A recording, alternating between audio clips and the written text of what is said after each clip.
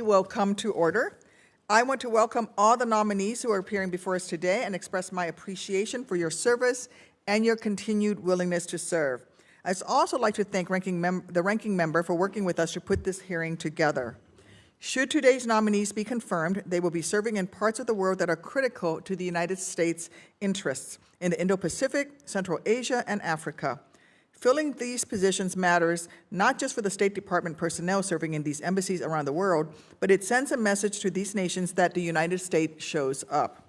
In the interest of time and getting to hear from each of you, I'm going to keep it short today. Senator Risch, I'll turn it over to you for an opening statement before we proceed to introductions.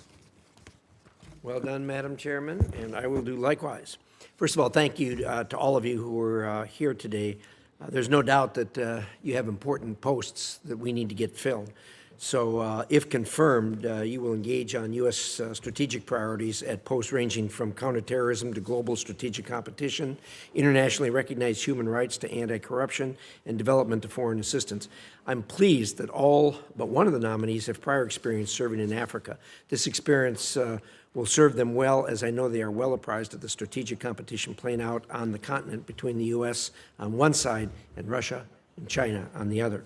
Moving on to Asia, the two career nominees before us today are the first of a new crop of ambassadors at newly established embassies in the Pacific Islands. What they do in the next few years will determine the success of a revitalized U.S. presence in this region. Both of them have management backgrounds within the department, which is sorely needed at these posts. Their priorities are simple, but not easy. They need to ensure our new embassies are properly supported and resourced. They also need to actively recruit so that people want to serve at these posts. We must move quickly to build our partnerships and strategically compete against the adversaries like Russia and China.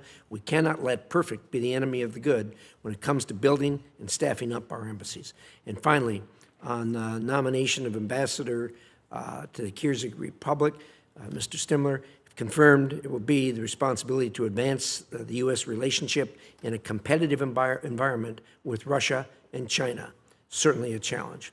The Kyrgyz Republic was once a democratic bright spot in the region, but the government's recent crackdowns against the free press and political opposition have cast doubt on its future.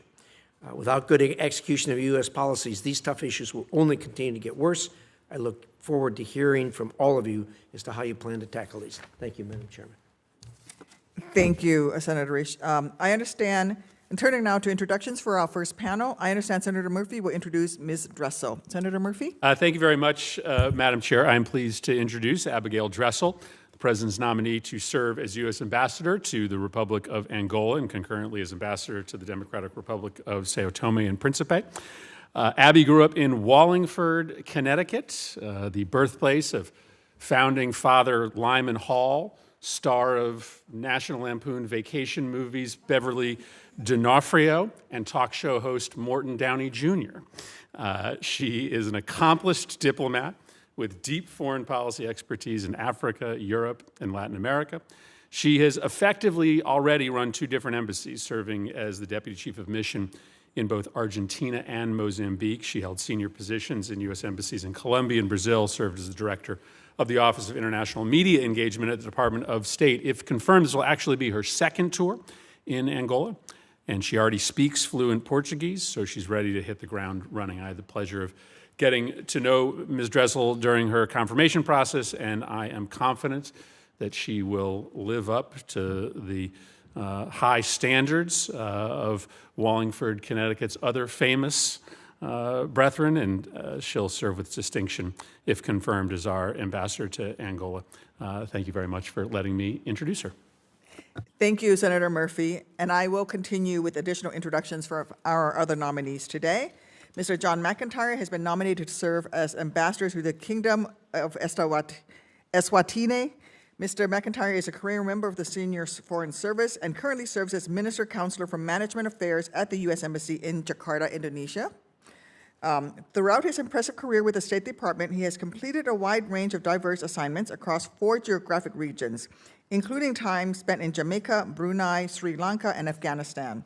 His broad experience demonstrates his success as a leader and a manager, and he has been recognized with numerous performance awards by the State Department. Welcome, Mr. McIntyre, and we look forward to your testimony once all the introductions are complete. Next, let me introduce Mr. Jeremy Nightsky. Mr. Nightsky has been nominated to be Ambassador to the Kingdom of Lesotho.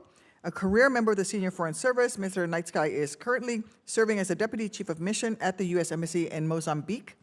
He has held a variety of overseas positions and Washington assignments with the State Department, including posts in Argentina, Panama City, and Kenya, just to name a few.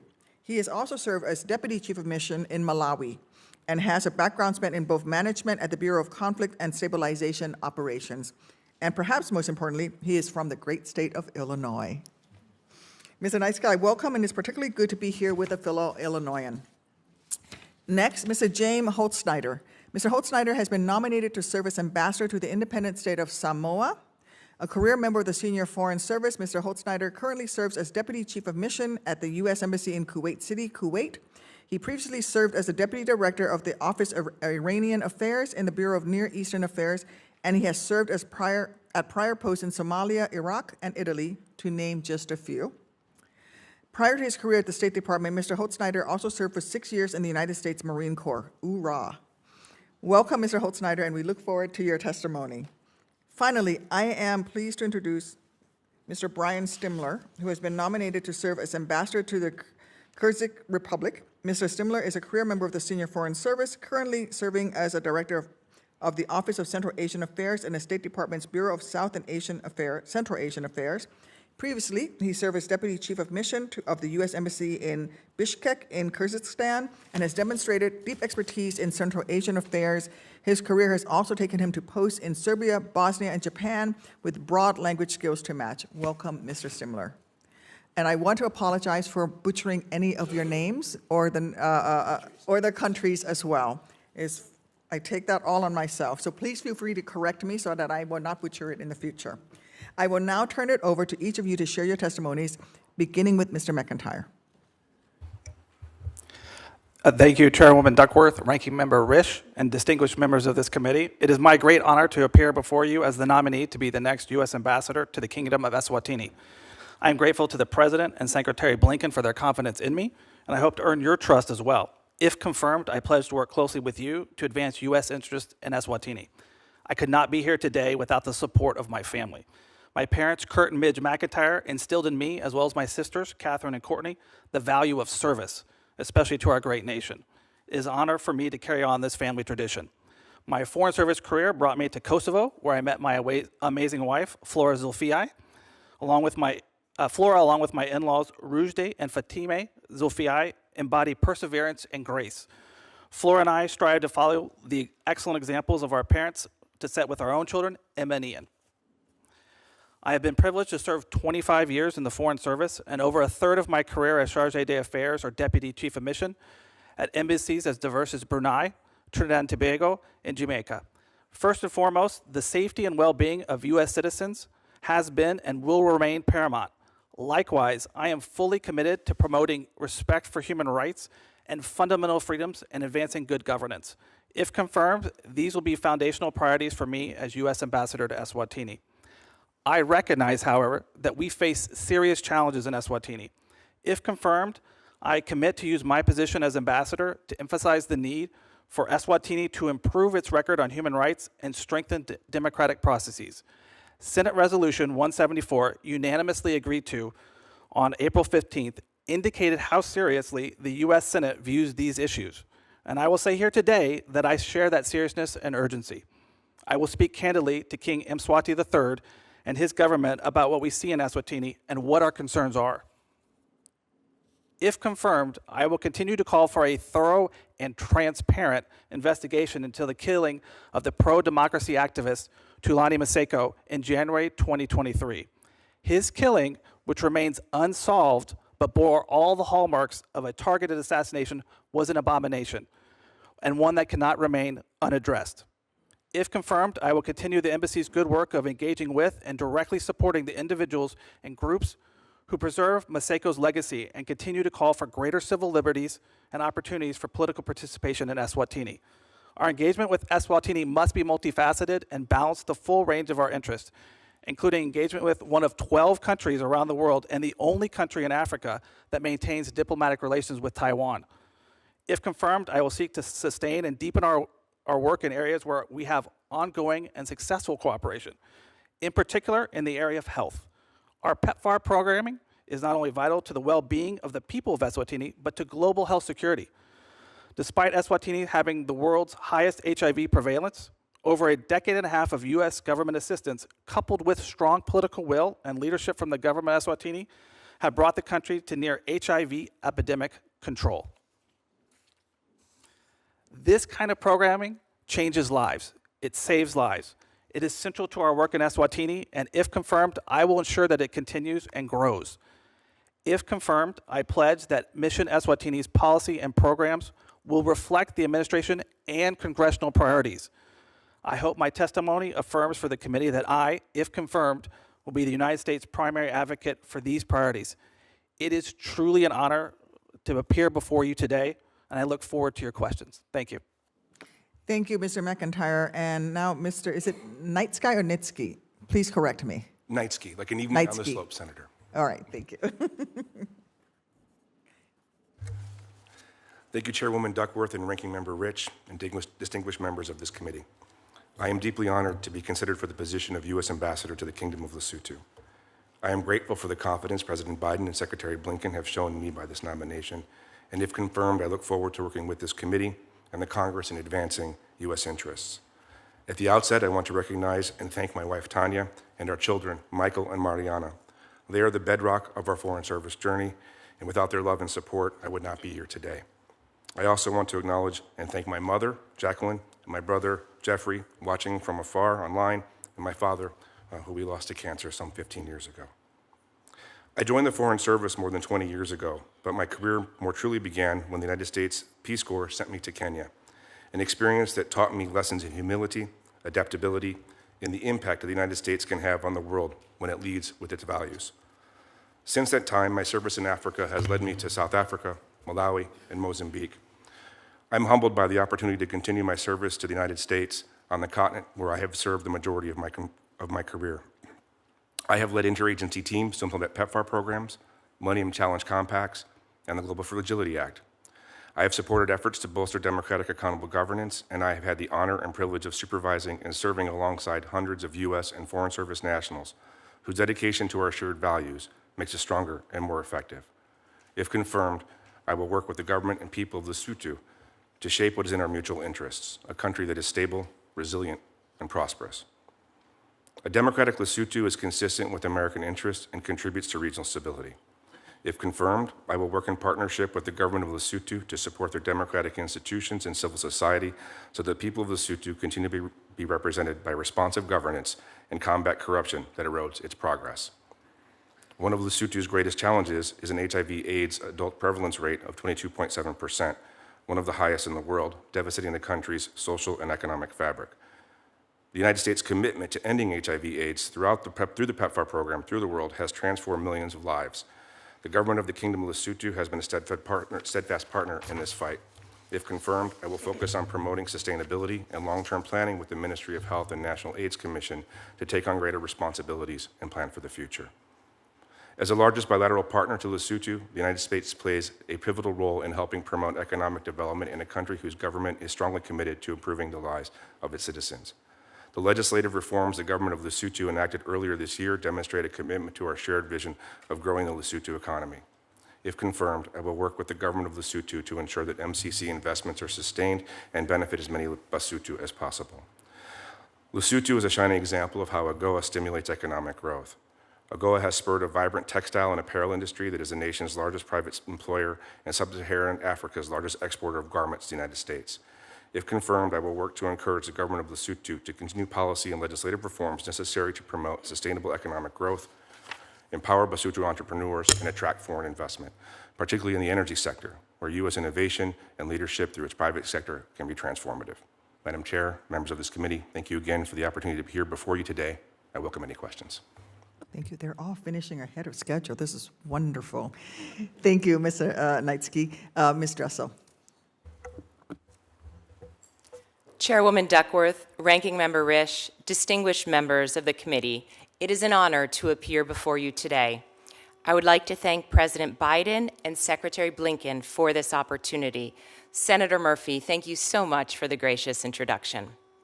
I am deeply grateful to my husband, who is watching from Argentina, and our two wonderful children for their constant love and support, as well as to my mother, sister, and brother-in-law, who join me here today, and my father and grandparents who are watching from Connecticut.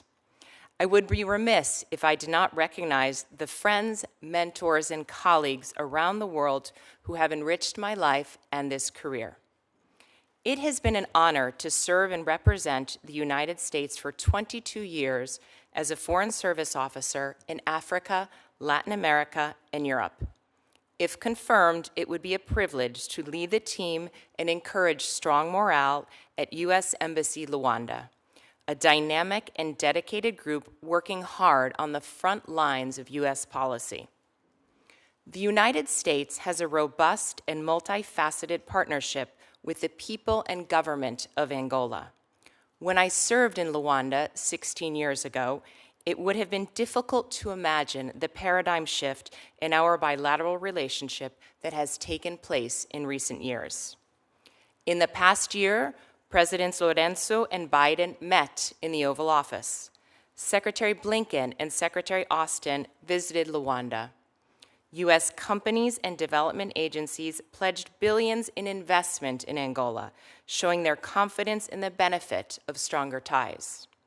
And we turned to Angola as a trusted mediator to bring regional peace and security.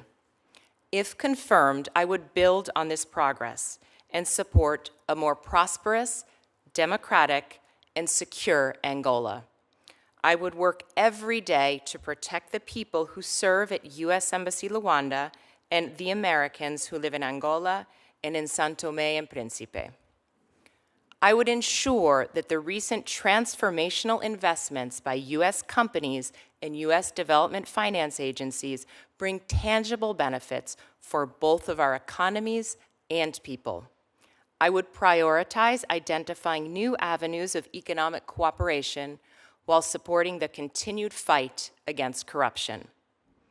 I would recognize the progress Angola has made towards increasing transparency and implementing democratic reform while working with our Angolan partners to continue to expand civic space and build capacity. I would support a more secure Angola by increasing U.S. military training, supporting military modernization, and expanding maritime security cooperation. I would continue the invaluable support the United States provides as the largest donor of demining efforts in Angola. If confirmed, I would have the honor of serving concurrently as the ambassador to São Tomé and Príncipe. The archipelago, a democratic leader, plays a strategically important role in Africa, yet it is still reeling from the economic effects of the pandemic. If confirmed, I would work to help São Tomé and Príncipe stabilize its economy and increase our security cooperation. Madam Chairwoman, Ranking Member, my experience in Africa has shown me that the American people benefit when we invest in our relationships across the Atlantic. If confirmed, I hope I would have many opportunities to work closely with this committee and to host you in Angola and in São Tomé and Príncipe. Thank you. Thank you, Ms. Dressel. And Mr. Holzschneider, I hope I'm saying that correctly. Talofa lava. Talofa lava.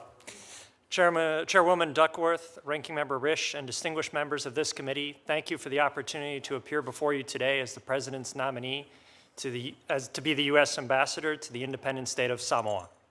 I am honored by this nomination and grateful to the President and Secretary Blinken for the confidence they have shown in me. If confirmed, I look forward to working closely with this committee and Congress to advance U.S. foreign policy interests in Samoa. I would like to thank my family, who just flew in from Iowa, my wife Nana, and our children Maud and Henry, for their unwavering support and sacrifice throughout my career, especially during my time in Iraq, Afghanistan, and Somalia. When I was a young enlisted Marine assigned to Combat Service Support Group 3 in Hawaii in the 1990s, I never imagined that more than 25 years later, I would be honored to be asked to serve again in the Pacific. The United States is a Pacific nation. We share long-standing historic and cultural ties with our Samoan neighbors. Samoa is a leader in security and economic stability in the Pacific region. Samoa has a strong commitment to free trade and has exhibited unique leadership in forging a stronger partnership with the Pacific Islands Forum. At the same time, Samoa faces significant challenges to its security and prosperity. Samoa has been affected by rising sea levels, multiple natural disasters in recent decades, and significant economic shocks, making the country more vulnerable to malign influence from the PRC. Through foreign assistance and robust public messaging campaigns, the PRC has moved aggressively to assert itself in Samoa, especially as Samoa is strategically located near key shipping routes and telecommunications links connecting the United States with Asia and Oceania. To foster a free and open Pacific, protect global security, and advance U.S. interests in the region, our team at U.S. Embassy in Apia, under Ambassador Udall's leadership, is expanding mutually beneficial support to Samoa, particularly on security and law enforcement matters. Embassy Apia and our interagency counterparts are partnering with Samoan law enforcement to protect Samoa's maritime resources, to eliminate illegal, unreported, and unregulated fishing, and to combat transnational crime and drug smuggling. Our small team in Apia is doing excellent work to highlight America's shared values with Samoa and America's value to Samoa. We have returned Peace Corps volunteers to Samoa, updated the bilateral shipwrighter agreement in April, conducted U.S. military medical missions, begun a state partnership program with the Nevada National Guard, increased engagements with senior U.S. officials, assisted with disaster preparedness, and hosted the Young Pacific Leaders Annual Conference and Regional Workshop in Samoa. As we engage closely with Samoan officials, we must also work closely with partners and allies in the region to give Samoa and its people opportunities and options in a free and open Pacific region. If confirmed, I would become the first resident U.S. ambassador in Samoa since the country's independence, providing a tangible symbol of U.S. commitment to engagement and the bilateral relationship. Samoa is an important multilateral partner on many global issues, including contributing to global security through peacekeeping operations. If confirmed, I will encourage Samoa to implement a foreign policy that reflects shared American and Samoan values and increases Samoa's concurrence with U.S. interests in international institutions. As a responsible democracy, Samoa is uniquely positioned to contribute to regional stability. If confirmed, I will encourage the Samoan government to continue to play a constructive role as a regional leader and spread the Samoan model of democracy, peace, and stability. Through targeted assistance, we will continue to support good governance initiatives to promote opportunities and sustainability for Samoa and its people. For example, we are working with Samoa to safeguard biodiversity, prepare for emergency response to tsunamis, and improve health outcomes in the medical system. And we are doing so with no strings attached. Before I conclude, I would like to thank the dozens of people in the Department of State and all your congressional staff who have assisted with the nomination process. I continue to be impressed by the high quality of Americans in public service in the department and in the Congress.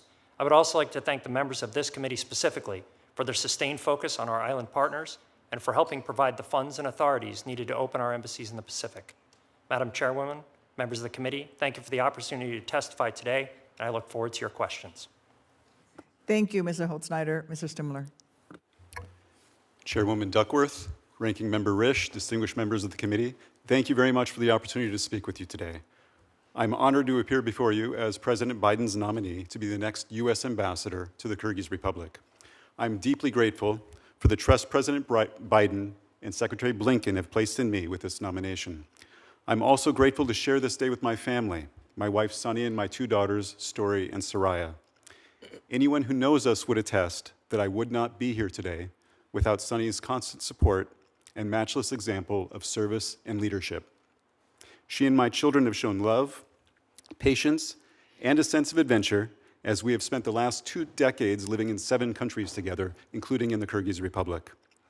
I would also like to thank my mother, Emmy, who taught me my earliest lessons in service, my late father, Ken, who served with the Navy during the Vietnam War, and my brothers, Mark and Zach, who served with the Air Force in Afghanistan and Iraq.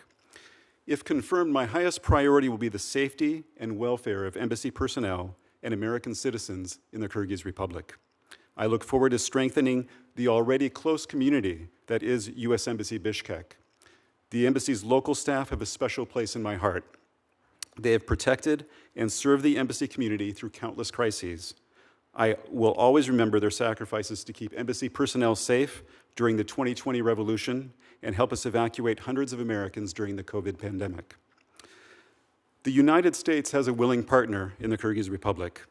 The Kyrgyz government recognizes that the best way to avoid being a pawn of its great power neighbors is to diversify its economic, political, and security relationships. Similarly, our goal is to ensure it is free to make its own decisions and pursue its own partnerships. Today, I would like to highlight 3 lines of effort I will prioritize if confirmed: expanding our economic relationship, broadening our security partnership, and supporting democratic institutions. The Kyrgyz Republic is working to diversify its economy and reduce its reliance on Russia and China. These goals are also in our interest. If confirmed, I will partner with the Kyrgyz government, business leaders, and civil society to foster a more equitable and transparent business climate to attract American investors. I will also continue our efforts to ensure that the Kyrgyz Republic complies with US sanctions imposed on Russia for its unprovoked war against Ukraine. My second priority, if confirmed, will be the continued expansion of our bilateral security partnership. We are already working together to counter terrorism, strengthen borders, and repatriate and reintegrate family members of Kyrgyz foreign terrorist fighters from northeastern Syria. There is space to do more. Finally, the Kyrgyz Republic has long stood out among its neighbors in media independence, political engagement, and civil society activism, thanks to its freedom-loving, independent-thinking citizens. If confirmed, I will work to protect fundamental human rights and strengthen the ability of civil society and independent voices to engage with the Kyrgyz government and play their essential role in the country's development. Madam Chairwoman, Mr. Ranking Member, members of the committee, if confirmed, I look forward to working with your committee to deepen our partnership with the Kyrgyz Republic and our many shared priorities. Thank you for your time and consideration. I look forward to answering your questions. Thank you, Mr. Stimler, and thank you to all of our nominees for your testimony. We'll start a period of questions now. First, I have a few questions that speak to the importance of this committee, that this committee places on responsiveness by all officials in the executive branch. I would ask each of you to provide just a yes or no answer. Do you agree to appear before this committee and make officials from your office available to the committee and designated staff when invited? Yes. Yes. Yes. Yes. Yes. Do you commit to keeping this committee fully and currently informed about the activities under your purview? Yes. Yes. Yes. Yes. Yes. Do you commit to engaging in meaningful consultation while policies are being developed, not just providing notifications after the fact? Yes. Yes. Yes. Yes. Yes. Do you commit to promptly responding to requests for briefings and information requested by the committee and its designated staff? Yes. Yes. Yes. Yes. Thank you. Now on to other questions. Mr. Holtzschneider, as you mentioned in your opening statement, it's an exciting time with new activity in the relationship between the United States and Samoa. From the Peace Corps returning to the new partnership with Nevada's National Guard, opportunities for more Coast Guard collaboration, it's encouraging to see this kind of positive trajectory. As wonderful as it is to secure these partnerships, it is even more critical to make sure we capitalize on them effectively, to make sure that we are showing up and following through on those relationships. If confirmed, what steps would you take as ambassador to make that follow-through happen? And is there more we can do in Congress to further reinforce that positive trajectory? Thank you, Senator, for the question. When we talk about global competition and presence in the Pacific, we have to have a team on the field. And so a huge thank you to this committee and to the Senate more broadly for providing the resources and the authorities to make it possible to be there. As noted in my opening testimony, if confirmed, I would be the first resident ambassador in Samoa, a position the Samoans have been asking for a long time. But it's more than just me. There's also a team on the ground. We have now 3 Americans who are there. We have a public diplomacy officer who's very actively engaged in reaching out to Samoan youth, to standing up exchange programs, to combating misinformation. But there's more that we can do. And so if confirmed, when I arrive in Samoa, one of the first things that I will do is undertake a review of what does a sustainable and appropriate presence look like across the full interagency that's responsible to the U.S. taxpayer, but also leverages the full capabilities of the U.S. government to be able to address humanitarian assistance, increased law enforcement cooperation, and many, many other areas, Senator. Thank you. On a different subject, Mr. Holtzschneider, consular services in the PICS can face unique challenges given the vastness of the Pacific and how far-flung islands can be. How would you assess our embassy's ability to provide the necessary services today, and do you foresee any need for additional resources as we continue to build up additional layers of partnership with Samoa? Thank you, Senator, for the question. Completely agree on the importance of visas, both for our border security, but also to facilitate travel and trade between Samoa and the United States. My understanding is that currently there is some limited visa service available on intervals from our colleagues in New Zealand, but if confirmed, I will commit to looking to see how we can expand those to make it appropriate, regular, and easy for our Samoan partners and for colleagues in American Samoa sometimes travel over for services as well. Thank you. I will now turn it over to the ranking member for his questions. No, thank you, Madam Chairman. I want to start with you, Mr. McIntyre. Senator Coons and I are the two that led the resolution condemning the assassination of the opposition leader there in Eswatini. It's been 2 years, and not much has happened. What are your thoughts on that? I mean, this is, you really can't have much if you're assassinating the people that are trying to engage in the democratic process. What are your thoughts there? How optimistic are you that we're going to be able to move the Eswatini government and security services to actually provide some answers on that? Senator, thank you for the question. And as noted in my testimony, this is going to be front and center for me if I'm confirmed. I think you have to speak publicly, be forward-leaning. I have quite a bit of experience in the Caribbean working with rule of law, including in situations like this. So you have to be persistent. You have to state it publicly. You have to engage with the host government. You have to continue to offer the assistance in terms of law enforcement. There has to be progress made. You noted this correctly. If there's not rule of law, there is no civil society, there is no democracy promotion, there is no economic development, no forward movement. So I pledge, if confirmed, this will be the priority, one of the priorities for me, first and foremost, as the ambassador. Thank you. Well, appreciate that. You referenced rule of law, and of course, that's to us, that's the beginning and end of what civil society is. Most countries have laws and purport to be living under a rule of law, but we all know laws don't make a difference if they're not enforced, if they're not lived by, or what have you. So it is really disheartening to see what happened there and how people kind of look the other way on it. It's just not the way civil society goes forward. Mr. Stimler, I've always been fascinated by Central Asia, the countries that are right there on the doorstep of Russia and China. I do have to tell you that the description you gave of Kyrgyz is not fully congruent with, you heard my opening statement, that they've had some backsliding there. Can you elaborate on that a little bit? Are we in disagreement here, or you think that they can do better, that there has been some recent backsliding there? Senator, thank you very much for this question. This is something I think about every day. I agree, and I'm concerned about recent developments in the Kyrgyz Republic. I'll say that it's not consistent with their democratic traditions.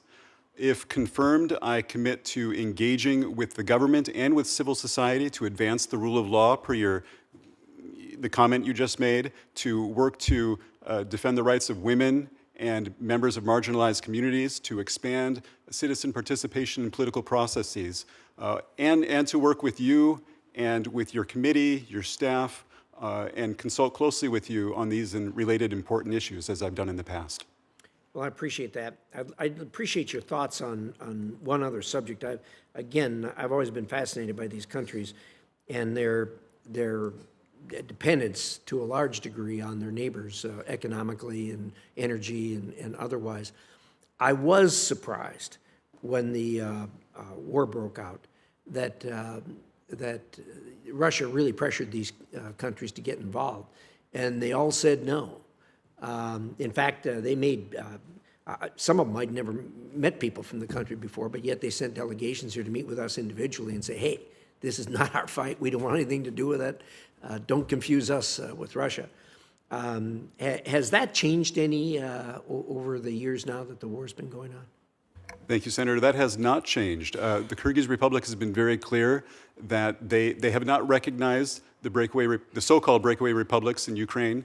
They have prosecuted their own citizens for fighting on Russia's behalf in Ukraine, and they've made clear that their country will not be a conduit of sanctions evasion or export control evasion. If I am confirmed, I will continue to highlight the consequences that come with noncompliance. I will ensure that we provide the training and the information needed to the government, to banks, to the private sector so that they understand how to comply with our sanctions. And I'll work to strengthen the country's sovereignty and resilience against this unwanted pressure. What, since you are familiar with the region, how would you compare Kyrgyz to the other stands? Is this feeling that you've described ubiquitous in the region in Central Asia? There are strengths and weaknesses with each country and challenges that they deal with, but I will say that they are all neutral. They've remained neutral. They have relations with both Russia, long-standing relations with Russia, and relations with Ukraine, and they're working very hard to ensure that they do not run counter to our sanctions regime. Well, one of the things that surprised me a little bit is at least one of them told me that when I asked them about the pressure from Russia, indicated they were actually getting more pressure from China than they were from Russia. Do you find that to be true in the region?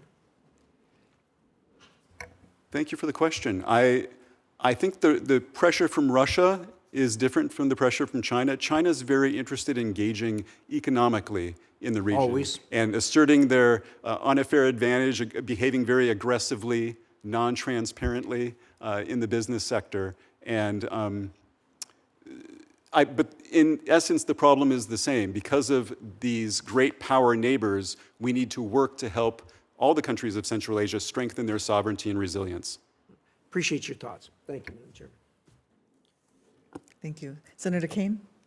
Thank you, and congratulations to all the nominees. Your careers, just reading about each of your experiences, really warrant significant admiration and appreciation from the committee. I want to spend my time with Mr. McIntyre and Mr.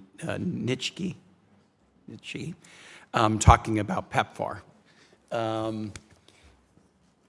Eswatini has the highest HIV adult prevalence rate in the world at 25.9%, and girls and young women aged 15 to 24 account for almost half of new HIV infections. Lesotho has the second highest prevalence rate in the world at adult prevalence rate at 19.3%. And the good news is that rate is a good bit lower than it was 10 years ago. In 2013, the rate was 24.6%. We marked the 20th anniversary of PEPFAR in 2023. We're in a short-term mode of extending a year at a time. PEPFAR has saved countless lives in Eswatini and Lesotho. That reduction in Lesotho in particular demonstrates that and has supported significant progress in the treatment and prevention of HIV/AIDS. There's been some debate here about what we do with PEPFAR, but can you just describe generally the importance of PEPFAR funding to these two nations where you will be serving? Thank you, Senator, for the question. PEPFAR is our leading investment in Eswatini. I've had almost 10 years of working with the PEPFAR program. I meant what I said in my testimony. It changes lives. It saves lives. I did want to thank you for your comment regarding women and children. I think sometimes that needs more focus. I think that's where we can do a better job in Eswatini. I absolutely pledge, if I'm confirmed, PEPFAR will be one of my priorities. It's an incredibly important program. Thank you. Thank you, Mr. Nitschke. Thank you, Senator. Yeah, echoing my colleague, that the importance of PEPFAR has been transformative. It may be the single greatest achievement of U.S. foreign development assistance in the 21st century. It has transformed and saved millions and millions of lives around the world. Our investments in Lesotho are on par as the largest investment that we make as a government, and it's transformative. Echoing my colleague's comments about the importance of addressing young girls and women in particular as an issue, but also I think it's important to note that when you think about these programs, engaging with youth who do not remember what the pandemic was like 15, 20 years ago, those who don't remember the coffin industry, the businesses that were taking off. Working in Africa in that time period, I remember having a funeral to attend on behalf of my local staff routinely because we lost people that we were working with. We didn't talk about what it was then. We didn't necessarily know, or the stigma was there. That's changed, and that's changed because of the investments that the U.S. taxpayer, this committee, this Congress has made on the continent. And I think we should be very proud of that. Thank you. I think it's an amazing bipartisan achievement, and there's some controversy around reauthorization attending to different points of view about abortion, but PEPFAR isn't about abortion at all, and I hope we can resolve it. One last question on this topic. We are in a mode where we sort of do it a year at a time, but you can't really count on it long term. Talk about the difference in a PEPFAR program that you can count on over a number of years, and one that's always kind of on the verge of some controversy about whether it's going to be extended just year by year. Senator, thank you for the question. You are correct that it is important to be able to plan out. Health outcomes take time. You don't immediately get to the 95 goals right away. And so it is helpful to be able to plan out. I think the key with the program is a continued investment and engagement by the embassy in support of it. And it is a cross-agency program. So I think that's also a powerful symbol as well. Thank you. Yeah, thank you, Senator. In terms of the long term, it's important to also think about the fact that we have global partners. We're the largest investor in the Global Fund as well, providing grant assistance to most of the nations that engage in PEPFAR programs. There are different ways we can talk about sustainability. It's certainly an element that we should be engaging with our host governments with, and this would be a top priority of mine, if confirmed, to work with the government of the Kingdom of Lesotho to find a better pathway long term so that those investments can be met. The goal of achieving epidemic control is that there are less new infections to worry about within the broader populations. And so hopefully with those investments we make over time, we're able to focus on prevention rather than treatment. Thank you. Thank you both for your commitment. And just for the audience here, anybody watching, Mr. McIntyre mentioned the 95, 95, 95. And just to clarify that for everyone, the UN AIDS 95, 95, 95 target is this. By 2030, 95% of HIV-infected individuals will be diagnosed and know their HIV status, of whom 95% are to be receiving antiretroviral therapy, of whom 95% are to have achieved viral suppression. That's the target that we're shooting for in the global battle against HIV/AIDS, and the U.S. investment is critical to reaching those laudatory targets. So thank you for your testimony. I hand it back, Madam Chair. Thank you. Senator Ricketts? Great. Thank you, Chair. First of all, folks, I want to say thank you to all of you for your service to our country.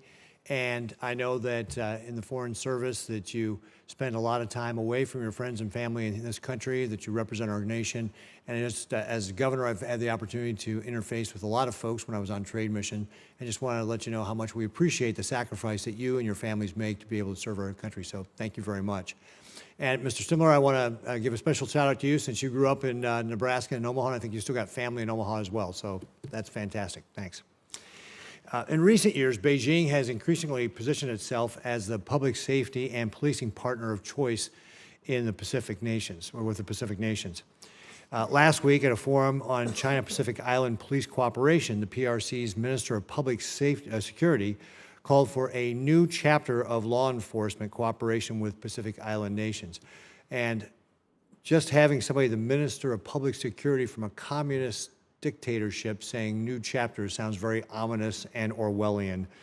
And of course, this makes sense because given that in August, Samoa opened a new police academy that was funded and built for by the PRC.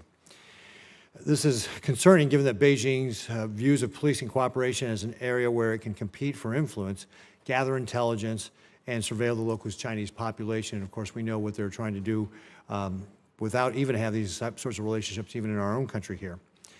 Mr. Holzschneider, how concerned are you with the PRC's malign influence in Samoa and in areas of policing elsewhere?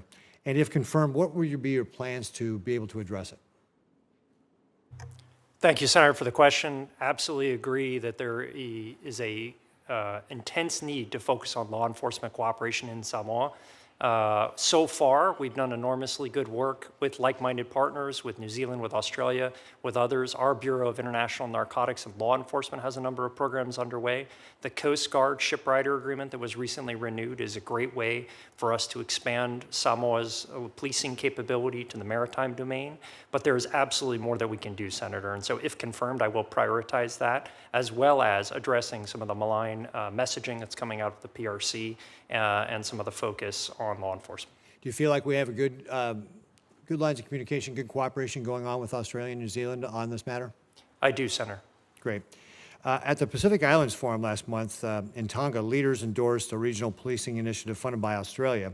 The initiative included establishing a training center in Brisbane, 4 skills centers across the Pacific, and a force of about 200 police officers that could be deployed across the region to deal with natural disasters or other emergencies.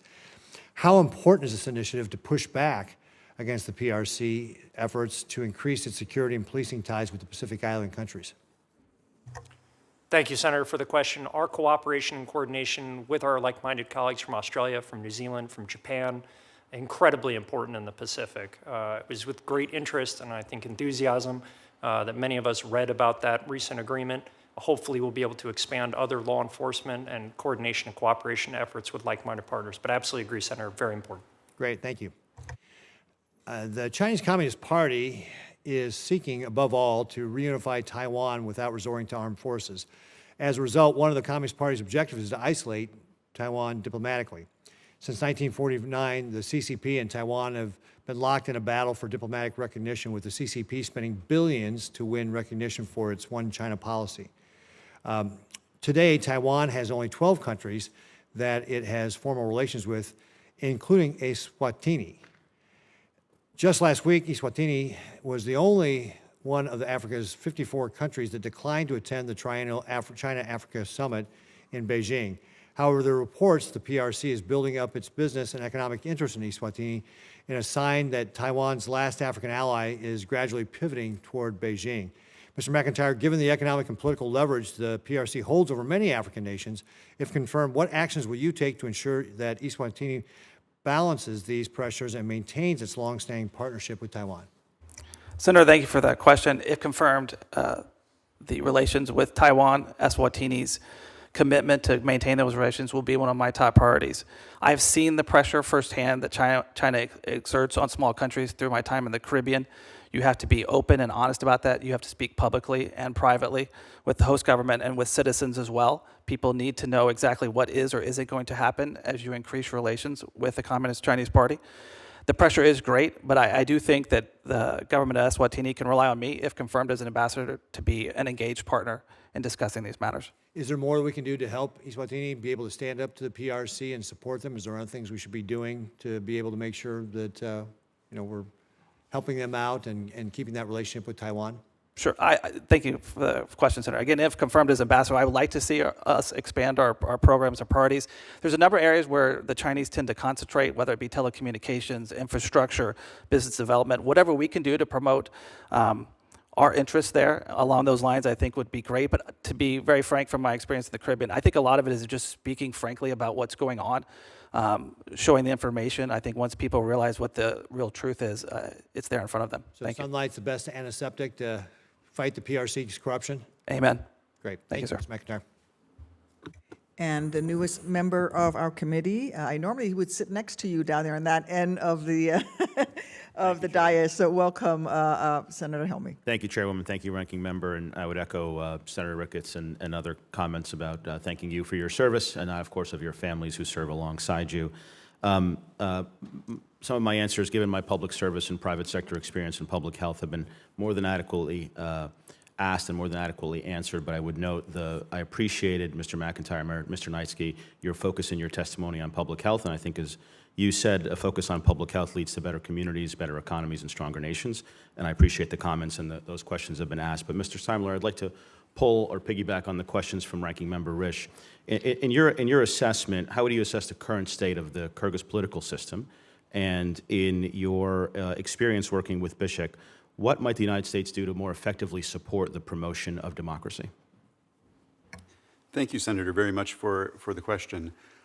The President Japarov has a great deal of popularity right now, riding at 75, 80% popularity.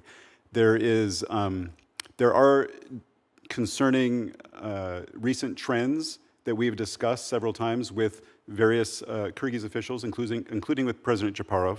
And if I am confirmed, I will work hard to engage both with the government and with civil society to talk about, to advocate for our values, to explain why democratic governance is important.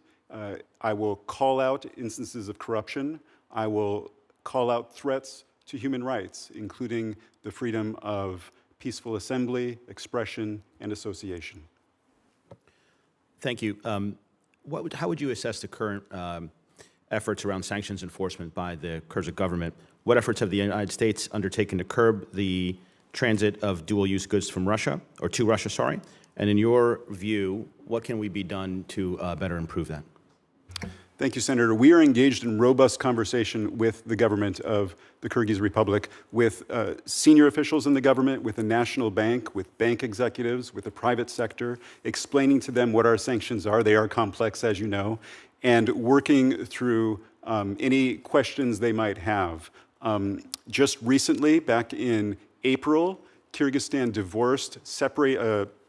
ended its national payment systems, their SWIFT equivalent system, with Russia's Mir national payment system. Their banks, over the past couple of months, have been in the process of severing all relations with sanctioned Russian banks. This is a result of close collaboration that we have with the Kyrgyz government, and it demonstrates their intent to adhere to sanctions and export control restrictions. Thank you. I close once again by thanking you for dedicating your careers to serving a grateful nation. Back to you, Chair. Senator Van Hollen? Thank you, Madam Chair, and let me also start by thanking all of you for your service to our country. As somebody who grew up in a foreign service family, I'm greatly appreciative of the sacrifices you make, and I've teamed up with Senator Sullivan a number of years ago to create the Foreign Service Caucus, and we encourage all members of the Senate to join to support you and your efforts on behalf of our country. Senator Helmy just asked the question. I was going to ask you, Mr.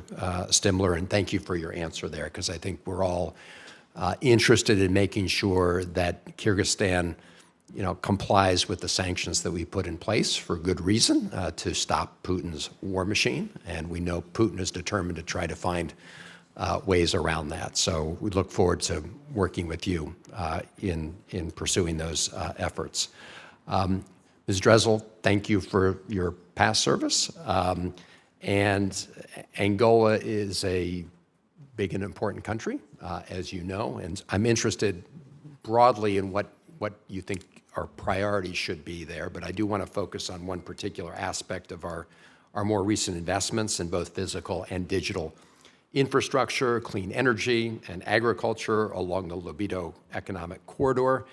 In my view, these are the kind of economic investments that we should be making across the African continent. These projects in Angola, the DRC, and Zambia diversify our supply chains in critical minerals. They create more opportunities for U.S. businesses.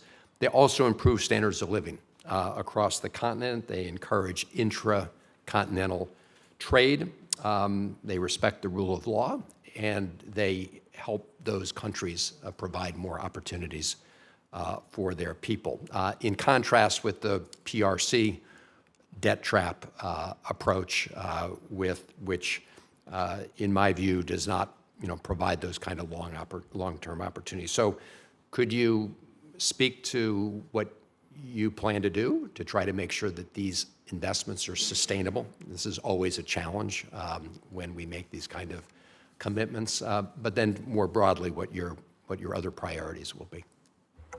Thank you very much for the question, Senator.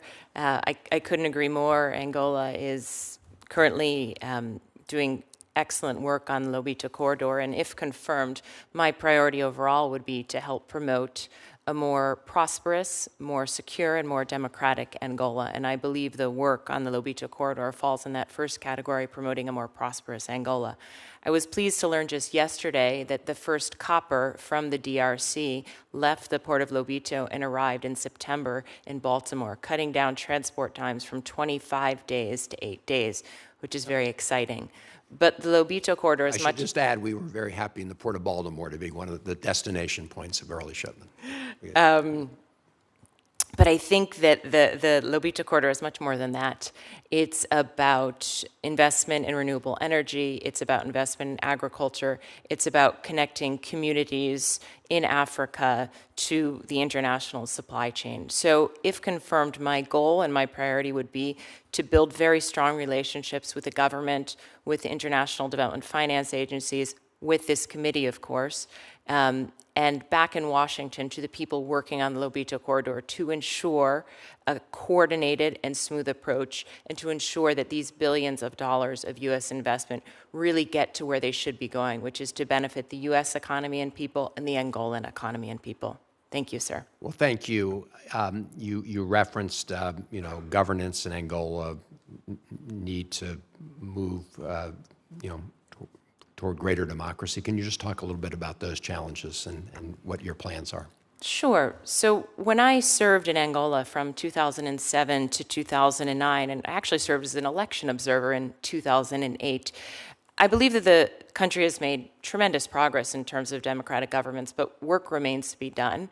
I would focus on helping to build civil society, on developing strong relationships with the full spectrum of political parties, and on working with the government to emphasize the importance of free media and free expression. Thank you, sir. I appreciate that.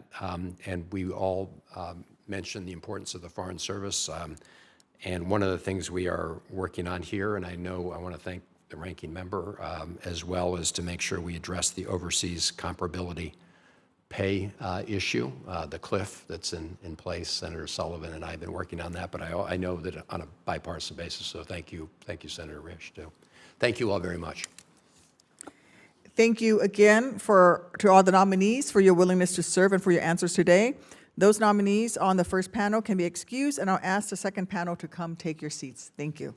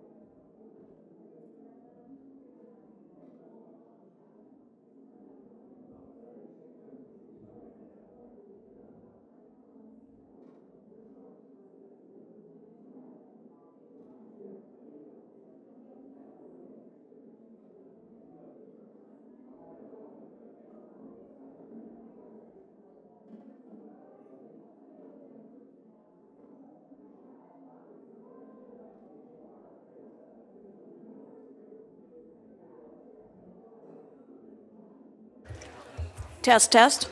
See?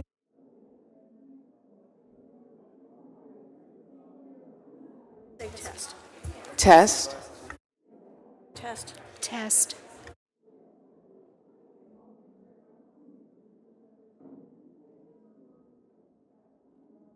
Test. Yep.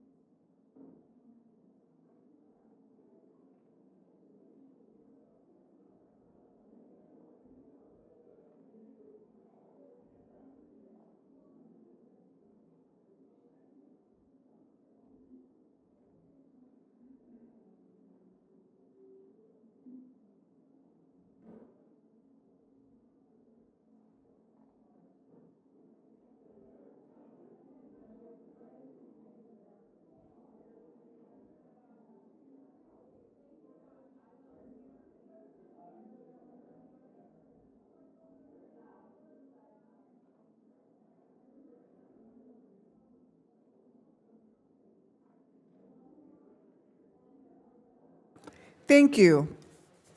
Moving on to introductions for our second panel. Welcome. Ms. Amanda Jacobson has been nominated to serve as ambassador to the Republic of Equatorial Guinea. Ms. Jacobson is a career member of the Senior Foreign Service and currently serves as Deputy Chief of Mission to the U.S. Embassy in Botswana, where she was also charged affairs for 11 months. With over 2 decades of experience as a diplomat, she has served in East, West, and Southern Africa, as well as in Washington, where her work has been called on to help shape and articulate the U.S. government's positions on the full range of issues involving U.S. policy in Africa. Welcome, Ms. Jacobson, and we look forward to your testimony once all the introductions are complete.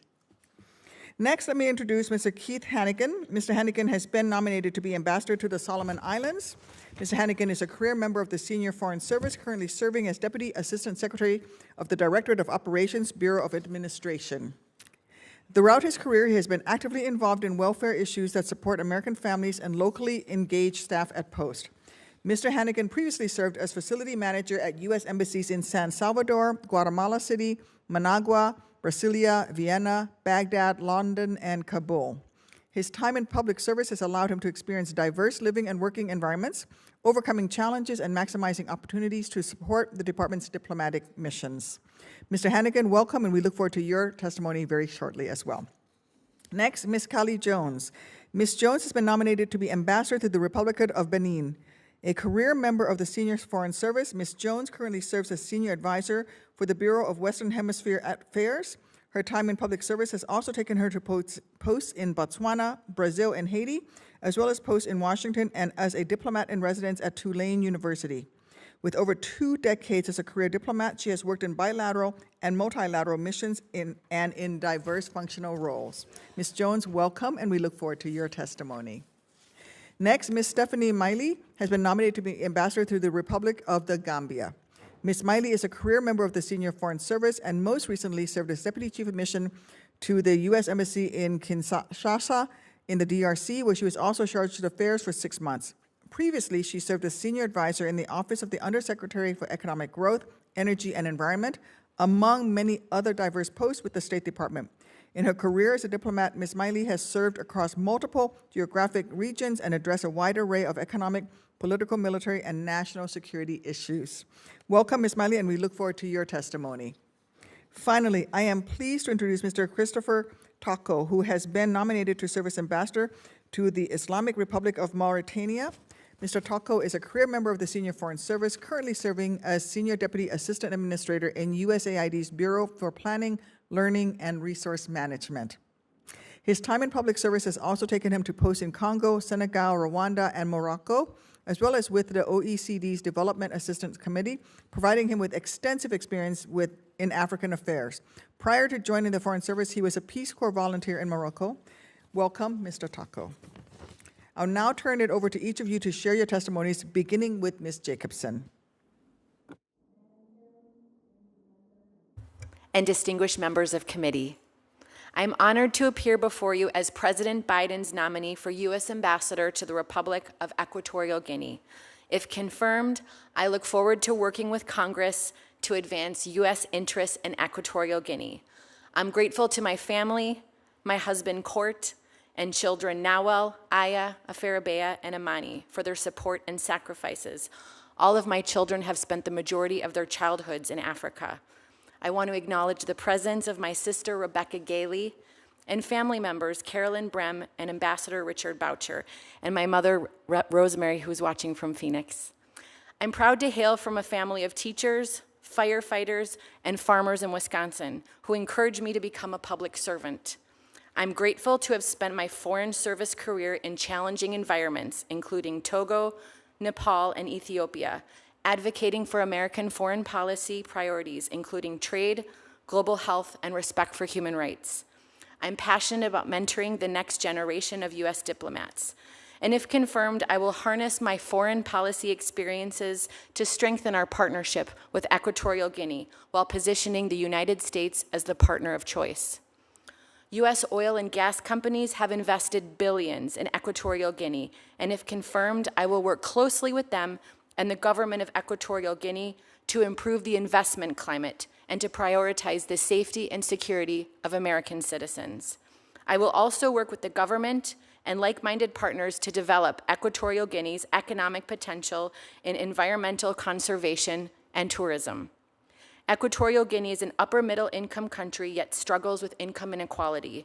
If confirmed, I will work with the government of Equatorial Guinea, like-minded partners, and civil society to encourage investment in the health and education sectors. Regional security is a key element of our relationship. If confirmed, I will work with the U.S. Interagency and government of Equatorial Guinea to enhance maritime security in the Gulf of Guinea.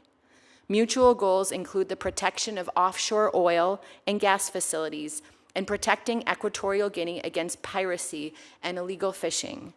The U.S. government welcomed Equatorial Guinea joining the Partnership for Atlantic Cooperation in 2023. If confirmed, I will work to increase the number of military exchanges through U.S. international military and education training and to strengthen our security partnership. On democracy and good governance, if confirmed, I will engage with the government, civil society, and the media to advocate for human rights.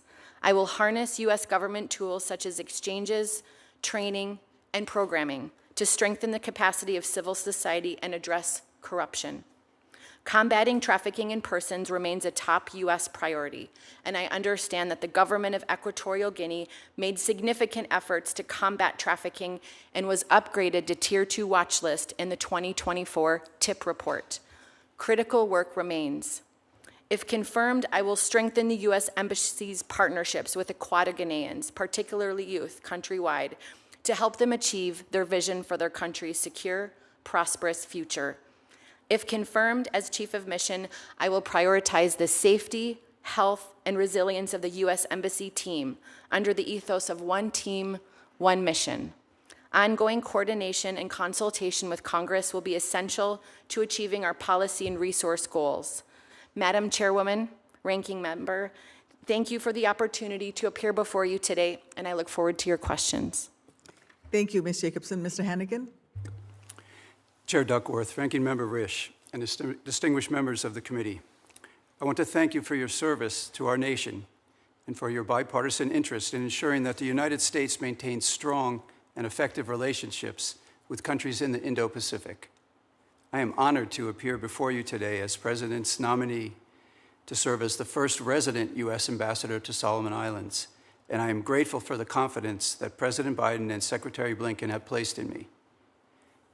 I appreciate the hard work that this committee and the department did in reopening our embassy in Honiara, and would like to recognize the expeditionary diplomats who prepared for and have overseen this reopening, including Ambassador Yashashak. With the chair's permission, I would like to thank my family members who are with me today, including my children, my sister, and my brother-in-law, and to recognize those in the family who were not able to attend in person.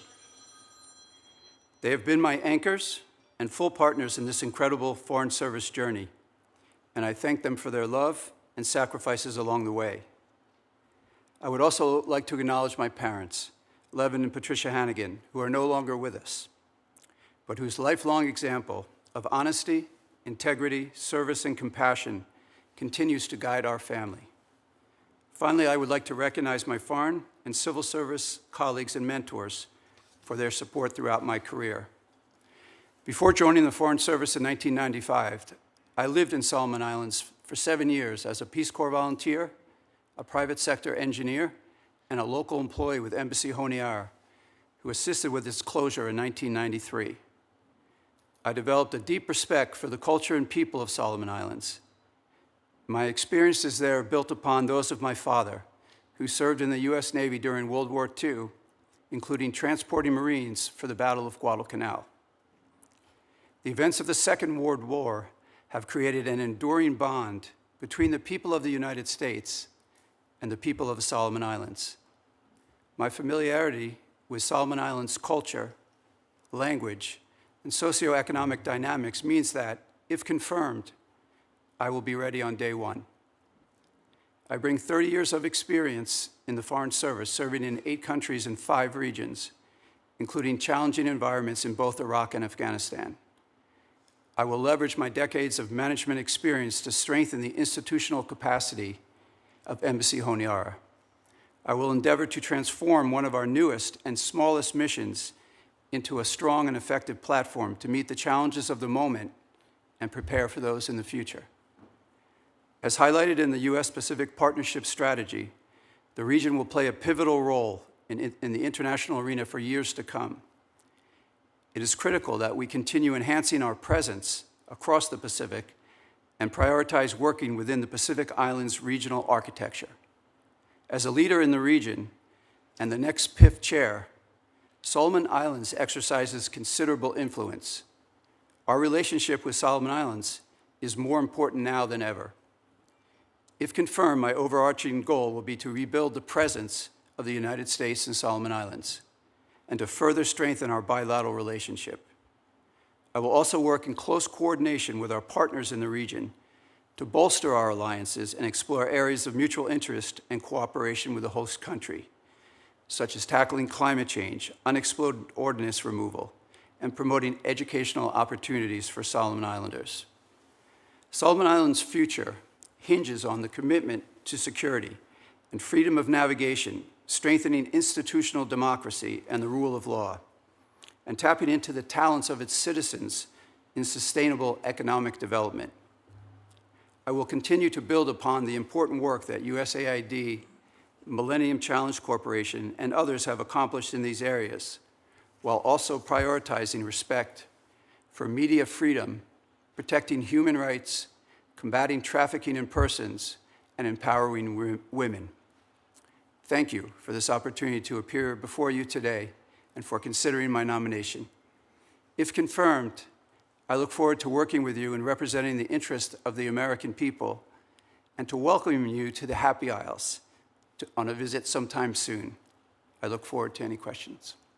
Thank you, Mr. Hannigan. Ms. Jones? Good morning. Madam Chair, Ranking Member, I am honored to appear before you today as President Biden's nominee to be the next U.S. Ambassador to the Republic of Benin. I am humbled by the confidence the President and Secretary Blinken have placed in me, and I wish to thank members of this committee for the opportunity to testify today. I'd like to begin by thanking my family. I want to thank my husband, Nicholas Sims, who is here with me today, for his steadfast support. He encouraged me to serve our country at the highest levels. I want to also express my gratitude to my parents, Dr. Stella Pinckney Jones and the late Harry Jones, and my siblings, Dr. Bridget Jones McGethy, who served as a captain in the U.S. Air Force, Shauna Jones, also here with me today, and Harry W.P. Jones, for their love and dedication. Our family motto is, "Service is the rent you pay for your space on earth," and that has been my guiding light for my Foreign Service career. If confirmed, I look forward to working with you and other members of Congress to advance U.S. policy and to strengthen our bilateral relationship with Benin, pursuing our shared interest in promoting economic development, fortifying democratic institutions, and fostering regional security cooperation. To improve the well-being and economic prospects of Benin's growing population, I will work with all stakeholders to promote an environment that optimizes private sector-led economic growth. The United States and Benin are both invested in the success of the Millennium Challenge Corporation. Benin's third compact, which will improve transportation infrastructure and facilitate market access, marks the first instance in MCC history where the host government's financial contribution is larger than that of the United States. Benin is also a strong partner to the United States in promoting peace and security in West Africa and the Sahel. It is committed to improving its counterterrorism capabilities and participating in regional security efforts. If confirmed, I will prioritize engaging the government of Benin to enhance security sector assistance, community building, and youth development to strengthen social cohesion and civil society resilience in line with the Global Fragility Act and our strategy to prevent conflict and promote stability. For nearly 3 decades, Benin has been regarded as a model of multi-party democracy in West Africa. Upcoming elections in 2026 will be a critical test for Benin's democracy. If confirmed, I will work closely with Benin's government, civil society, and other stakeholders to promote open and inclusive governance, advocate for fundamental freedoms, and ensure all voices in Benin have the opportunity to be heard. As always, my highest priority, if confirmed, will be the welfare and safety of American citizens, including my colleagues at Embassy Cotonou. Madam Chair, Ranking Member, thank you again for the honor to testify before you today. If confirmed, I look forward to working with you. I welcome your questions. Thank you, Ms. Jones. Ms. Miley? Madam Chairwoman, Ranking Member Risch, and distinguished members of the committee, I'm honored to appear before you today. I'd also like to thank the staff of the committee who meets with all nominees and helps prepare us for this important role and this important meeting. I am deeply grateful to President Biden and Secretary Blinken for the confidence they have shown me as their nominee for U.S. Ambassador to the Republic of the Gambia. I am joined today by my husband, Lieutenant Colonel retired Kurt Berman, now also serving as a Foreign Service officer, and our 15-year-old son, Connor. Without their unstinting love and support, I would not be here before you. I'm grateful for the support of my friends and colleagues, but most importantly, the example of public service and civic engagement of my mother, Margaret, who turns 92 next month, and my late father, Daniel. It was their 65 years of loving devotion to my developmentally disabled sister, Jeannie, the most precious of my parents' 4 children, and the center of our family, that showed me the meaning of quiet courage, unending compassion, and profound commitment. It has been my privilege to serve my country and the American people for almost 4 decades, first as a Peace Corps volunteer and then as a Foreign Service officer in Latin America, Europe, the Middle East, North Africa, and most recently, Sub-Saharan Africa. The United States and the Gambia have a deepening relationship based on shared ideals of democracy, religious tolerance, good governance, regional and global security, and inclusive economic prosperity. As we expand our partnership, we must underscore our shared commitment to protect human rights, particularly the rights of women and girls. Although a recent attempt to repeal the ban on the harmful practice of female genital mutilation failed, this remains a prevalent practice in the Gambia and so remains a critical issue to address. If confirmed, I will promote human rights in the Gambia, including the rights of women and girls. I will support the ongoing democratic process and transitional justice efforts. I will work for inclusive economic development. And I will pursue U.S. national security and foreign policy interests by helping the Gambian people achieve their goal of becoming a prosperous, secure, and democratic nation. Thank you, Madam Chairwoman, Senator Risch, and members of the committee for this opportunity to address you today. If confirmed, I will prioritize the safety and security of Americans and country and will ensure that the talented and dedicated team at Embassy Banjul has the resources, guidance, and confidence to serve the government and the people of the United States. If confirmed, I hope to continue collaborating closely with you and other distinguished members of Congress to advance our nation's security and foreign policy interests. I look forward to your questions. Thank you. Thank you, Ms. Miley. Mr. Tocco? Madam Chairwoman, Ranking Member Rich, it's a great honor to be nominated to be the next ambassador to the Islamic Republic of Mauritania. If confirmed, I look forward to working with Congress to advance our shared interests. My experience in North and Sub-Saharan Africa, working across African and Arab cultures, has prepared me for this next step of leadership and service to my country. I'm here today largely because of the support of my family, friends, and mentors. My immigrant parents, Andre and Brigitte Tocco, instilled in me a love for this country and the opportunities it provides. They inspired me to serve the United States globally. I have therefore dedicated the last 20 years to representing the generosity of the American people and building bridges across continents and cultures. I'm grateful for my family's support, particularly my spouse, Rabia, son, Sammy, and daughters, Sabrina and Sophia, who graciously adapt to each new assignment, no matter how difficult. I'm also grateful for State Department and USAID mentors who showed me the traits of great leaders and how to succeed in U.S. embassies, including the importance of humility in leadership. My commitment to Africa began as a Peace Corps volunteer in Morocco, where I served as a health volunteer nearly 30 years ago. Throughout my career, I've worked in partnership with host governments, civil society, and private sector partners. When I look at Mauritania, I see a country that is a regional partner in security and counterterrorism, that has the potential for continued progress addressing human rights, and the potential to grow through bilateral trade and investment from U.S. companies. Facilitating the continued development of Mauritania in these three areas will be key to building a strong bilateral relationship. The deteriorating security environment in the Sahel is serious and requires we focus on countering violent extremism. If confirmed, I will strive to strengthen our security partnership because a stable Mauritania is a key to stabilizing the Sahel. It's also equally important to address the issue of slavery directly and ensure that human rights are respected for all Mauritanians. The country's actions to address the Trafficking in Persons report are a step in the right direction and show what can be done with sustained political will. If confirmed, I will also work with all parts of the U.S. government to ensure we are promoting mutual economic prosperity. Mauritania has a rich endowment of natural resources, including natural gas and critical minerals, that U.S. businesses can and should play a role in developing.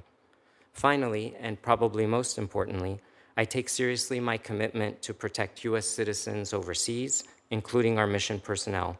I will do everything in my power to protect Americans and American interests in Mauritania and ensure the security of our mission. Madam Chairwoman, Ranking Member, I thank you for this opportunity to appear before you, and I look forward to your questions. Thank you, Mr. Tocco. Proceeding to questions. I'm going to ask the same responsiveness questions I asked the first panel. I would ask each of you to provide just a verbal yes or no to these questions. First, do you agree to appear before this committee and make officials from your office available to the committee and designated staff when invited? Yes. Yes. Yes. Do you commit to keeping this committee fully and currently informed about the activities under your purview? Yes. Yes. Yes. Yes. Yes. Do you commit to engaging in meaningful consultation while policies are being developed, not just providing notifications after the fact? Yes. Yes. Yes. Yes. Do you commit to promptly responding to requests for briefings and information requested by the committee and its designated staff? Yes. Yes. Yes. Yes. Thank you. Would you like to go first with your questions? I don't mind at all. Ranking Member Risch. Thank you very much, Madam Chairman. I appreciate that. I will be brief. Mr. Tocco, you're headed to a really dangerous neighborhood. During this current presidential administration, 4 of the 5 Sahel countries, Mali, Niger, Burkina Faso, and Chad have all, at least once, had a military coup or an unconstitutional change in government. Give me your thoughts on, give me some optimism, if you can, as to where you're headed, whether they're going to go the same direction. Thank you very much, Senator, for your question. I think there has been a very significant turn of events that have been very negative, and the impacts of them we're seeing. That's an understatement if I've ever heard one. Yeah, and we've seen the impact of that in Mali just yesterday with the terrible terrorist attack in the capital. That makes the bilateral relationship with Mauritania all the more important. It's a fledgling democracy. It's had a peaceful transition of power in 2019. It's a stable security partner of the United States, and it now has AGOA eligibility and MCC threshold eligibility. All of these things are important to keep Mauritania connected to the United States and also seeing the value of being a partner of the United States. Regarding the other countries in the Sahel, I think the dynamics will continue to show an increase in mortality, and conflict will grow, and eventually those regimes will be open to further negotiations with the United States to reestablish relationships.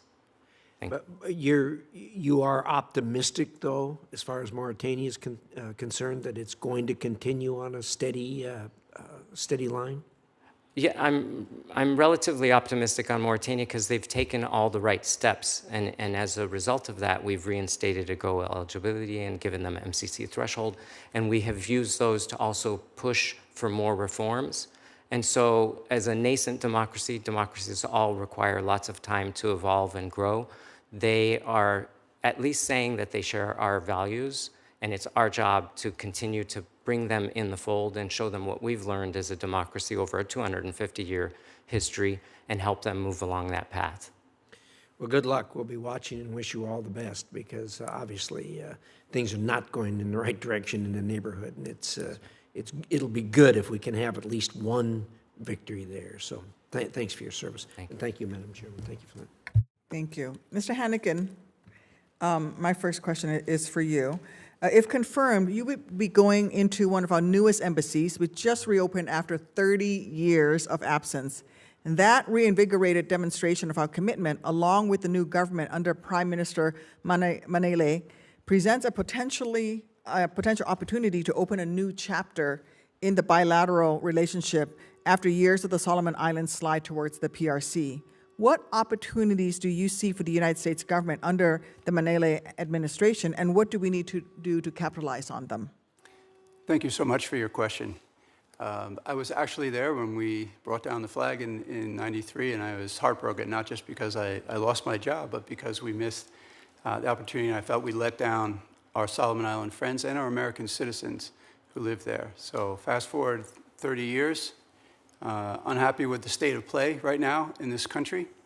But I think in the recent election, and we certainly saw in the voting from the people, that there is a will to change directions of the country, right? And while Manele comes in, he represents an opportunity for us to really partner together. But we have to be present. We have to be on the ground. We have to be positively implementing our Pacific strategy and show that we are here and we're here to stay. Thank you. Thank you. As you highlighted in your testimony, your previous time there as a Peace Corps volunteer gives you an excellent starting point to build on, if confirmed, to lead our mission in the Solomon Islands. And I did not know that you were there in '93, so that is very impressive. Although the Peace Corps has not yet returned to the Solomon Islands, we have other active programs and exchanges that can help with that engagement and public diplomacy work. The Young Pacific Leaders Program, to name one example. What more can we do to implement a proactive public diplomacy strategy and reach across the remote and distributed areas of the Pacific Island countries like the Solomon Islands? Thank you so much for your question. I think one of the things I'm most excited about in getting there, that we have a PAO, so we can actually kind of counter a lot of the mis and disinformation that is coming from the PRC in control of the media. So that is going to be something of vital importance. We need to change the narrative to the things that we are going to do to help, and there's a myriad of things that we can do.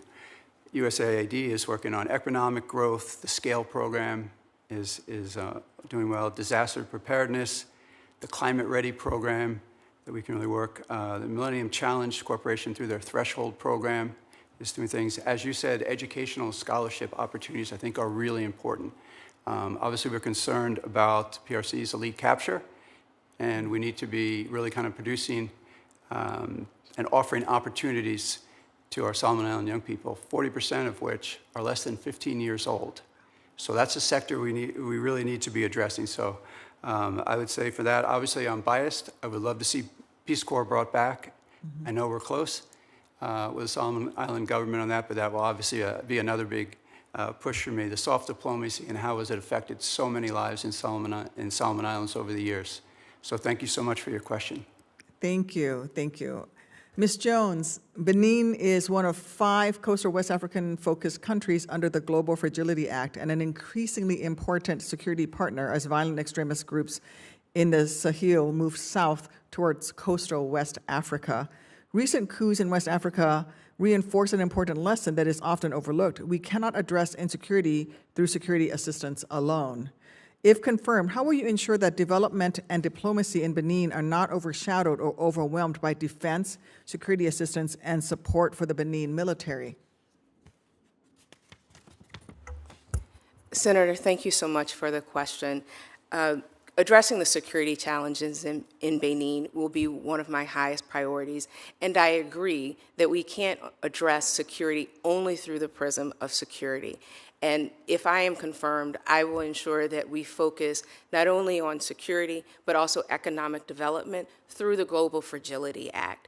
Its goals are to focus on social cohesion in at-risk communities, as well as civil society resilience. And I want to ensure that our team is focused on those elements as well, and not only our military partnership, because we know that communities need to have a government that is accountable and responsible for their needs, and I would focus with the government on that particular aspect, which is being accountable to the citizens in the North where they are at risk, maybe from extremism. So that would be my focus, is leveraging the Global Fragility Act in that way. Thank you. I'm going to turn to Ms. Jacobson. Equatorial Guinea holds elections, but these contests are neither free nor fair. Opposition candidates face arbitrary arrests and torture for demonstrating against a government. Human Rights Watch details how suppression of criticism and dissent has helped the president to remain in power for more than 40 years. Given the limited democratic and information space in Equatorial Guinea, what types of bilateral assistance should the U.S. balance in order to promote a free electoral and journalistic environment in Equatorial Guinea? And what steps will you take, if confirmed, to support credible elections? Thank you very much for the question, Senator.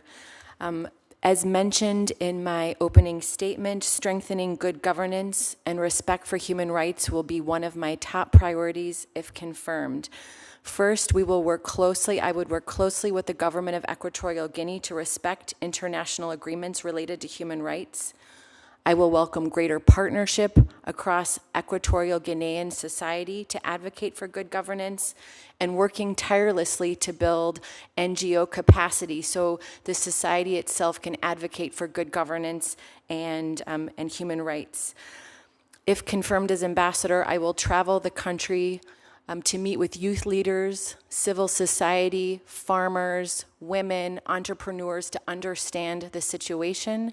I will then be prepared to speak with the government at all levels to raise these concerns. A lot of time, the United States is one of the only partners in the region, in the country, that can raise these concerns directly with the government. Related to your question on elections, again, I will work closely with civil society. I will work closely with youth leaders to hear about their vision for their country's secure, prosperous future, and work that the voice of the people will be heard as Equatorial Guinea prepares for elections. Thank you. Ms. Miley, through the Office of Global Justice, the U.S. is supporting the Gambia as it undertakes a hybrid court to hold those who engage in human rights abuses between 1994 and 2017 accountable. Specifically, GCJ is working with the Gambian Ministry of Justice to expand capabilities on case preparation. The Truth and Reconciliation Commission emphasized that citizens of the Gambia want accountability for those who engage in gross human rights violations during the Jammeh regime. Along with the work that GCJ is doing with the government of Gambia on hybrid court support, how else can the U.S. reinforce accountability in the Gambia? Thank you. Excuse me. Thank you, Chairwoman Duckworth, for your question. If I may, before I get to my answer, I'd just like to say, as a government geek and someone who, since I was in the 4th grade and wrote a report on JFK and the Peace Corps, it has been a dream to be a public servant. And so I can't help smiling. I know you've been here, all of your staff have been here many times, but it's such an honor to be in this room before this committee. Thank you. Now to the question. It is critically important that we support transitional justice and that we find ways to ensure that the people of the country can feel that their needs have been met by ensuring that those who have perpetrated heinous crimes in the previous regime are brought to justice, are brought to accountability, and it is a transparent process to do that. As you mentioned, there is the hybrid court that is being supported by ECOWAS and the government of the Gambia. I understand that the vote on that in ECOWAS has been postponed until December, but that gives us scope to continue the work to ensure that what is proposed is the strongest possible. We in the U.S. government and in the embassy in Banjul, if confirmed, I will try and lead the team to ensure that we are supporting all elements of the judiciary of investigative nature so that they have the resources necessary to have a process that the people of the country can have confidence in and move forward in order to close the chapter, the sad chapter of the previous administration. Thank you. Thank you. Senator Helmy. Thank you, Chairwoman. Just 2 questions for my fellow New Jerseyan, if I may. Mr. Hannigan, how do the Solomon Islands fit into the U.S. strategy in the Indo-Pacific and in the Pacific Islands region as it becomes one of China's closest partners in the Asia-Pacific? And to what extent is the U.S. government coordinating with the Solomon Islands, with Australia, to curtail the PRC's malign influence and growing military presence? Thank you so much for your question, and thanks for your great service to the wonderful state of New Jersey. I think in our relationship with Solomon Islands, we have a bright future with them on that in terms of working through with our colleagues and partners in Australia. Really what we need to do is we need to be present. We need to be there and working with them face to face. Having lived in the Solomon Islands, I know that everything is about relationships. We need to reestablish that relationship. We need to give them options that they have not previously had. We need to model our values that are shared between our 2 countries. And we need to work as a united team with our partners. Australia is literally their backyard. So they are key with us, New Zealand as well. We have great opportunities with Japan and EU, with the Republic of Korea. So it is going to be a team effort. Right? We're going to do everything that we can to kind of be back and be present, but we're also going to work with our partners because that's going to bring success. Thank you, sir. One follow-up question, if I may. In the last panel, there was a great conversation about the importance of resources and team to effectuate the U.S. mission in another nominee. If confirmed, how is the new U.S. Embassy in the Solomon Islands helping to promote those objectives? And what are the staffing levels, needs, and to what degree are they being met? Thank you so much for your question. We are at the beginning of our journey there in that. And so we have some amazing officers on the ground right now. The conditions in which they're working are not optimal yet. I think that's going to be a huge part of getting there and being present and having an ambassador on the ground that can help to try to work through potential land deals going forward, that we can have a better physical platform from which to conduct diplomacy. on that. So we'll definitely be looking at that. In terms of our overall sizing, I know that once we kind of build that platform and have enough space to accommodate people, there'll be a number of agencies, groups who would like to join, and we will welcome them as soon as we can fit them in the inn.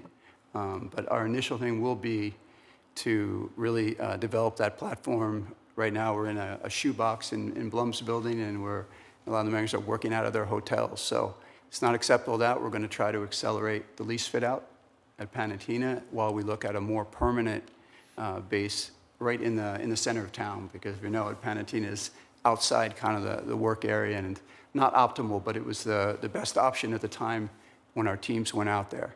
But I think that's going to be one of the biggest things for us, is to actually establish a strong foundation for U.S. diplomacy going forward and to work so closely with our partners. Thank you so much.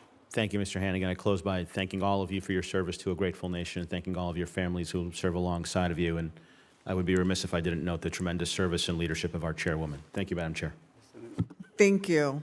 Thank you again to all of the nominees for your willingness to serve and for your answers today. The record for this hearing will remain open until close of business today, Thursday, September 19th, 2024. Please ensure that questions for the record are submitted by no later than close of business today. With that, our hearing is adjourned.